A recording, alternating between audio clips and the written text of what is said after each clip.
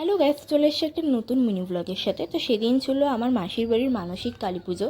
তো সেই কালী পুজোটির প্রস্তুতি চলছিল। পুজোটা মোটামুটি রাতের দিকে বলতে 8টা থেকে শুরু হয়েছিল। হ্যাঁ, 8টা সাড়ে 8টা ওরম সময় থেকে পুজোটা শুরু হয়েছিল।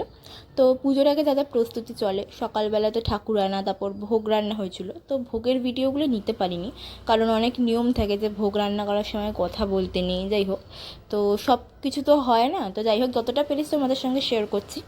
তো এখানে দেখতে পাচ্ছ যে আমার মাসি প্রদীপ জ্বালানোর জন্য সব কিছু তৈরি করছে। আর এখানে তো ঠাকুরকে সুন্দরভাবে ফুল মালা সব কিছু দিয়ে সাজানো হয়েছে। আর দেখতেও কিন্তু সত্যি সুন্দর লাগছিলো, মানে চোখ ফেরানো যাচ্ছিল না, এত সুন্দর লাগছিল।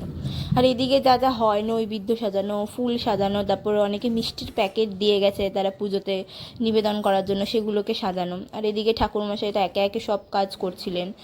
ঠাকুরকে সাজানোর পর উনি যা যা হয় নিয়ম থাকে ওনাদের, টিপ টিপ পরানো, অনেক কিছু নিয়ম থাকে, সিঁদুরে টিপ টিপ পরানো। তো যাই হোক, ওসব করছিলেন উনি। আর এদিকে আমার মেসো ভোগ বিতরণের জন্য ভোগ দিল। তো নিয়ম আছে, ভোগটা মাথায় করেই নিয়ে আসতে হয়।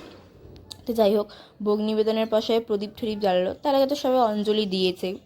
অঞ্জলি দেওয়ার পর আমাদের ভোগ নিবেদন হলো। সব কিছু হওয়ার পর সবাই যেই প্রদীপ থাকে, প্রদীপ জ্বালালো একে একে সবাই। তারপর আমাদের যজ্ঞ শুরু হয়ে গেল। যজ্ঞটা খুব ভালো হয়েছে সত্যি। আর রাতের দিকে বৃষ্টি হয়েছিল, এটা হলো সবথেকে একটা বড় ব্যাপার, যে অতটাও কষ্ট হয়নি। তো যাই হোক, অনেক মজা হয়েছে, ফ্যামিলির একটা পুজো। তো ব্লগটা ভালো লাগলে অবশ্যই like, comment, share and subscribe.